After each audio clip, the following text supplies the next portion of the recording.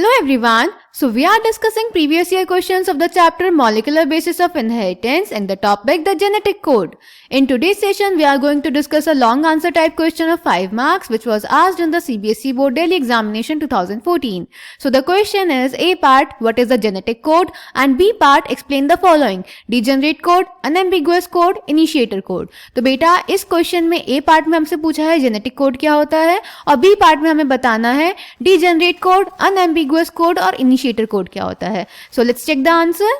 तो बेटा genetic code nucleotides का एक ट्रिपलेट होता है जो कि अमीनो एसिड के लिए कोड करता है और यही डिसाइड करता है कि एक प्रोटीन में अमीनो एसिड किस सीक्वेंस में ज्वाइन होंगे. So the answer is a part. It is a triplet of nucleotides that could direct the sequence of amino acids during synthesis of proteins. Clear. फिर बेटा बी पार्ट में degenerate, unambiguous और initiator code को explain करना था. तो बेटा unambiguous codon वो कोडॉन होते हैं जब एक जेनेटिक कोड एक ही अमीनो एसिड के लिए कोड करता है. फॉर एग्जाम्पल GUG कोडॉन हमेशा वेलाइन के लिए ही कोड करेगा और इसके अलावा किसी और कोडॉन के लिए कोड नहीं करेगा.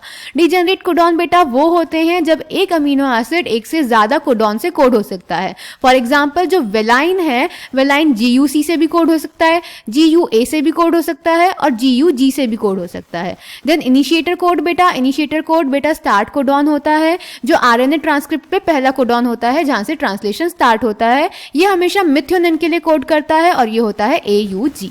Clear? So B part, unambiguous codon. One genetic code specifies only one amino acid. Example, GUG will code for valine. Degenerate codon, more than one codon codes for a single amino acid.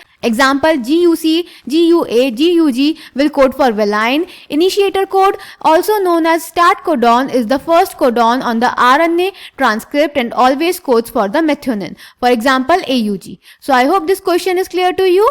Thank you.